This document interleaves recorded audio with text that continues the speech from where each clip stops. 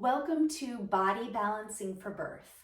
In this 10-minute practice, we are going to focus on some gentle, accessible techniques to help get your body balanced and ready for birth, to help prep your pelvic tissues, your pelvic floor muscles, your perineum, your pelvic ligaments, and the fascia of your pelvis and your hips and your low back and generally your pelvic girdle to get you ready for birth. So if you are one of my birth prep clients, nice to see you again. I do birth prep sessions virtually on the Google Meets platform, and you can email me to set up a birth prep session at info@MamaShakti Prenatal and that email address will be available for you in the description of this class. So if you want some more information, the info list and price list, I would be happy to email that to you. So all we need for today are either a birth ball if you have one. They're also called resistance balls, yoga balls, stability balls. They have lots of names. If you don't have one of those, we can use a chair. And I do suggest that you have something soft to put on your chair, like a towel or a blanket. But we do want a chair that's harder and doesn't have any give. So we're going to do these practices, these movements today to balance your pelvic girdle, to balance your body, to get you ready for birth. And I typically begin these push prep or body balancing techniques anywhere from about 34 to 36 weeks with my private clients, depending on their birthing and pregnancy situations. Everybody's different, right? So sometime around there, we'll begin them. Sometimes we start a little earlier. So many people say, when should I start these? And as long as you've been cleared for movement by your prenatal healthcare provider, I generally say around 34 weeks is a great time to start practicing these. Although movement during your pregnancy is really great, your entire pregnancy, to keep your body balanced. So let's begin with a warm-up. So with our warm-up, we're going to do a little bit of breathing. So we're going to bring our hands to the top of our baby bump right there where our rib cage is, and we're going to inhale through nose, expand ribs, and exhale through mouth. Let baby and ribs come back down and in nose, out mouth. One more, in nose, out mouth. Very nice. All right, and then we're going to inhale, arms up over our head, exhale, arms down. So we're having this little bit of inhaling and arm flying and exhaling and grounding energy, and I'm just going to push that right out of my way so I don't hit it. Inhaling up, exhaling down. Very nice. One more. Inhale up, nice and big, and exhale down. Very good. All right, so we're going to come up to standing, and we're going to use our chair here to find ourselves at a standing, and we're going to bring our hands to the back of the chair, and we're just going to sway our hips from side to side. Very nice. So a little gentle bend in your knees, sway hips left to right. Hip bones are both pointed pretty forward, and we're just allowing ourselves to lean all the way into one leg and bend the other knee, and then come over to the other side. All right, very good. So standing pelvic tilts here, we want to keep our arms straight, and we want to tuck tailbone under like you are kind of trying to get away from something. It's about to bite you from the backside, but you're trying to get away from it. And then you want to release and rock your bottom out. A little gentle bend in the knees. So notice here how you may feel a nice pelvic stretch. And then when you tuck your tail, you kind of feel some tightening of the pelvic floor muscles. Maybe, maybe not. Just make some observations about your body. Let's do a couple more of those. Tucking tail. Very good. Inhale, release as you soften through the backside. One more, tucking tail. Inhale, release, soften through the backside. Good job. All right, so now this is where we'll come to our chair. You can do these on your birth ball too. I prefer the birth ball because there's a little more movement for your pelvic structure, but if you don't have one, a chair works fine. You can do these same movements in your chair.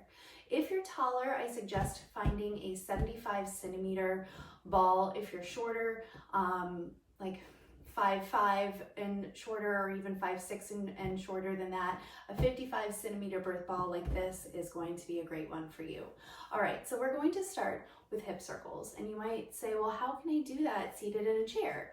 And you can do this seated in a chair.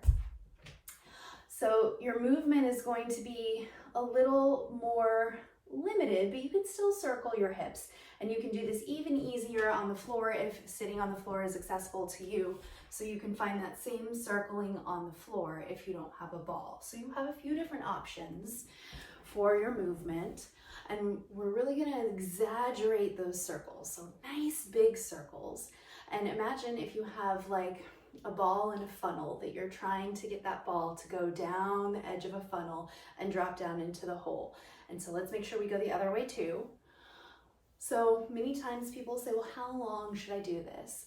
And I encourage you to do this as long as it feels good for your body. So if you're sitting there watching TV at night, hop on your ball and do these next few moves during commercials, or even if you're just watching TV, all right? Because we're going to go into our pelvic tilts next. So just as we did standing pelvic tilts, now we're going to do seated pelvic tilts, and we're going to rock our bottom out, and don't be afraid to really let your bottom rock out. And then we're going to tuck tail in. And so this movement is focused more on the lumbar spine, or the lower spine.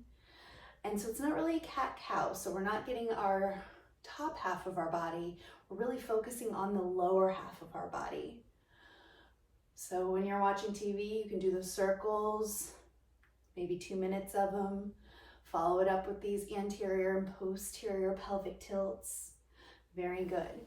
Then come forward, knees wide, so you have a nice stable foundation, arms out, and hip shifting from side to side.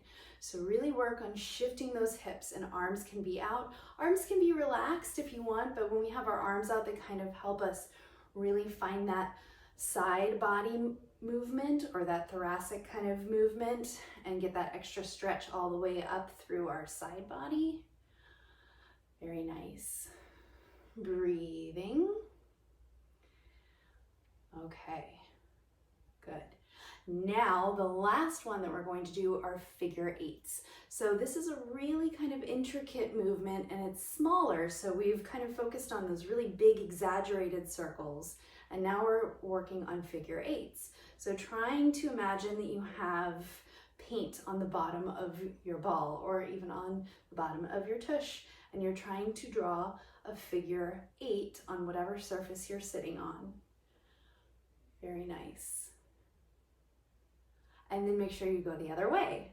And notice it might be a little more challenging in one direction than it is in the other. I often get a little confused when going to my right side. And breath is steady and breath is strong. Flowing in through nose, out through nose or mouth, whatever feels comfortable for you. Arms can be wherever you want them to be. Very nice. All right, so from here, we're going to go into some side stretching. So you can stay on your ball, but if you don't feel stable on your ball, you can come to your chair, or you can have your chair next to your ball for some support. So we're going to start with the legs bent, and we're just going to stretch over to one side. Very good. And then I have a bolster here, so I have something else on my other side. And if you don't have props next to you, do this in your chair and just bring your arm down to your leg and find your side stretching there. If you're a little off balance, your chair will provide a little more balance and support. Very nice. Breathing steadily.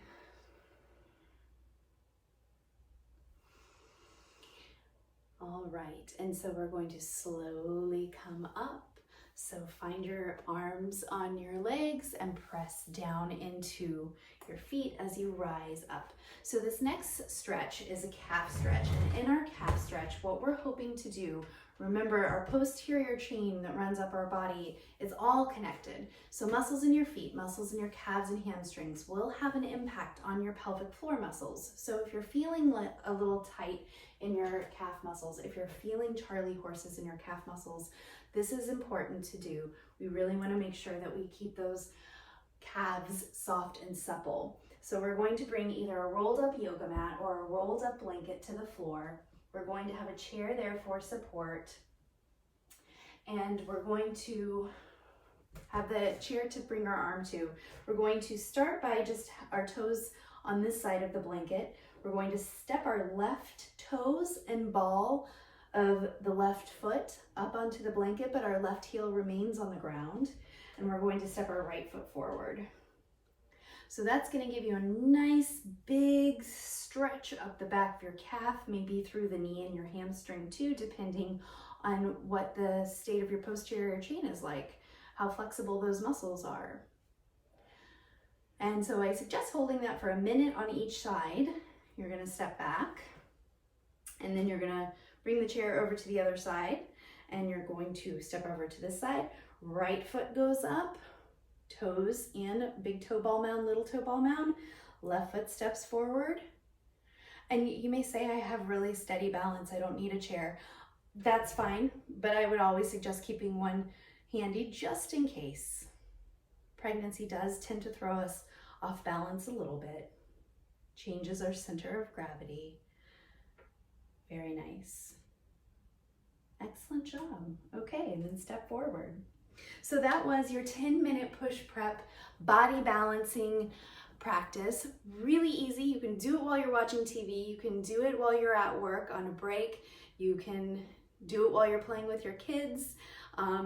It's pretty accessible for most folks, and if you have any questions about it, remember you can email me. My email address is listed in the class description, and if you're interested in doing virtual birth prep with me, again, send me an email and let me know, and I will get that information over to you. So thank you so much. This is Jessica with MamaShakti Prenatal. MamaShakti means Mama Power. Have a great day.